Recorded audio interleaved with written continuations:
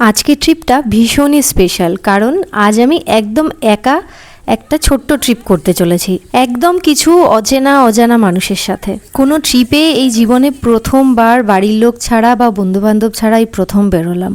সত্যি বলতে মনে মনে একটু ভয় করছিল, আর তার থেকেও বেশি অনেক উত্তেজনা কাজ করছিল। সাথে এটাও ভাবছিলাম, যেহেতু সবাই অবাঙালি, ট্রিপটাও কীরকম হবে, সবার সাথে কিভাবে কি মিশতে পারবো কে জানে। একদম ভোর 6টায় বেরিয়ে পড়েছিলাম। হ্যাঁ, 6টা আমার কাছে ভোরই। বেরিয়ে একটা র্যাপিডো বুক করে নিয়েছিলাম, যেহেতু এখানকার রাস্তাঘাট আমার একদমই অচেনা, তাই পাবলিক ট্রান্সপোর্ট ইউজ করে কোথায় যেতে হবে কি করতে হবে আমি তেমন এখনও অবধি কিছু জানি না, তাই একটা র্যাপিডো বুক করে নিয়েছিলাম। আমাদের একটা মিটিং পয়েন্ট দেওয়া ছিল, তো সেই উদ্দেশ্যে বেরিয়ে পড়লাম। রাস্তায় যেতে যেতে দেখলাম এক কালো ধোঁয়া, সামনেই একটা কারখানায় বিশাল বড় আগুন লেগেছে। শহরের বড় রাস্তা পেরিয়ে আস্তে আস্তে যখন ভেতরের দিকে ঢুকছি, তখন তো দেখছি রাস্তার অবস্থা ভীষণই খারাপ। পাহাড়ি এলাকা, তার উপর এরকম কাঁচা রাস্তা, পুরোপুরি অফরোডিং যাকে বলে। আমি তো মনে মনে ভাবছিলাম আর এটাই ভয় পাচ্ছিলাম যে যা রাস্তা, র্যাপিডো দাদা না আমাকে এখানেই বলে যে আমি আর যাবো না সামনে, আমাকে না নামিয়ে দেয়। মাঝখানে আমরা আবার ভুল করে অন্য রাস্তাতেও চলে গেছিলাম, মানে রাস্তা হারিয়ে ফেলেছিলাম। এত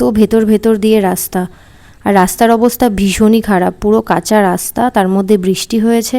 রীতিমতো আশেপাশের লোককে জিজ্ঞেস করে করে আমাদের ওই যেটা মিটিং পয়েন্ট দেওয়া ছিল সেই মিটিং পয়েন্টে গিয়ে পৌঁছতে পেরেছি। মিটিং পয়েন্টে পৌঁছানোর টাইম দেওয়া ছিল 7টা, কিন্তু আমার যেতে যেতে প্রায় 7:30 বেজে গেছে।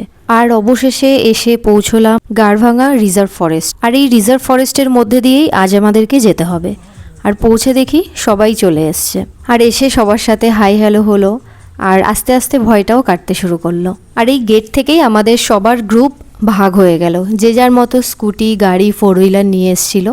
আর যারা আমার মতো কিছুই আনেনি, তারা সবাইকে লিফট দিয়েছিল। আর আমিও একজনের গাড়িতে বসে পড়লাম। ঘড়িতে তখন বাজে 8টা, আর এখান থেকেই আমাদের আসল যাত্রা শুরু হলো। যাওয়ার পথের পাহাড়ি রাস্তা দেখতে দেখতে আমরা আস্তে আস্তে এগোলাম। আর রাস্তা খুবই সুন্দর, যেহেতু অনেক সকালে উঠে আসতে হয়েছে, তাই আমার প্রচণ্ড ঘুম পেয়ে গেছিলো। গাড়িতে উঠে একদমই ল্যাদ খেয়ে গেছিলাম আমি। গাড়িতে যেহেতু আরও 3জন ছিল, আর 3জনই একদম অচেনা, তাই নিজেদের মধ্যে সুন্দর করে একটু আলাপ পরিচয় করে নিলাম। এখানকার মানুষগুলো সত্যিই ভীষণ ভালো, ভীষণ মিশুকে। আমার একটুও সময় লাগেনি সবার সাথে মিশতে। চলো আমরা আমাদের একদম প্রথম যে গন্তব্য সেখানে পৌঁছে গেলাম, আমাদের ব্রেকফাস্ট পয়েন্টে। এখানে আসতে মোটামুটি ওই আধা ঘন্টা মতো সময় লেগেছে, বা হয়তো তার থেকে একটু বেশি সময় লেগেছে। আমরা সবার আগেই পৌঁছে গেছিলাম মোটামুটি, তো দাঁড়িয়ে সবার জন্য ওয়েট করছিলাম। দেখছি আস্তে আস্তে বাকি গাড়িগুলোও আসছে, এক এক করে সব সারি সারি হয়ে আসছে। কি ভালোই না লাগছে দেখতে। আমার না নিজের ভীষণ ইচ্ছে পাহাড়ি রাস্তায় এরকম গাড়ি চালানোর। জানি না কবে আমি আমার নিজের এই ইচ্ছেটা পূরণ করতে পারবো। এখনও আরও কিছু মানুষ আসা বাকি। আমরা টোটাল 30 থেকে 35 জন লোক ছিলাম। এখনও অবধি সবার সাথে পরিচয় হয়ে ওঠেনি। চলো ব্রেকফাস্টের জন্য তো দাঁড়িয়েছি আমরা, এখানে গিয়ে সবার সাথে আস্তে আস্তে পরিচয় করা যাক। এবার একটু হেঁটে ভেতরের দিকে যেতে হবে, যেখানে আমরা ব্রেকফাস্ট করব। এবার আস্তে আস্তে যাই। তোমরা দেখতেই পাচ্ছ আমি ঠিক কতটা হ্যাপি এই ট্রিপটাতে গিয়ে।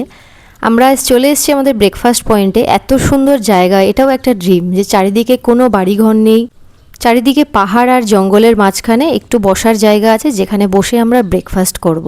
এবার আমরা এখানে ব্রেকফাস্ট সেরে একটু এনার্জেটিক হয়ে আমরা বেরিয়ে পড়ব আমাদের পরবর্তী গন্তব্যের দিকে। ভিডিওটা আমি এখানেই শেষ করলাম। পরবর্তী ভিডিওতে নিয়ে আসব যে কোথায় যাচ্ছি, কিভাবে যাচ্ছি, কতটা ট্রেক করতে হয়েছে, কিভাবে আমরা আমাদের জার্নি কমপ্লিট করলাম। সাথে থাকবেন কিন্তু।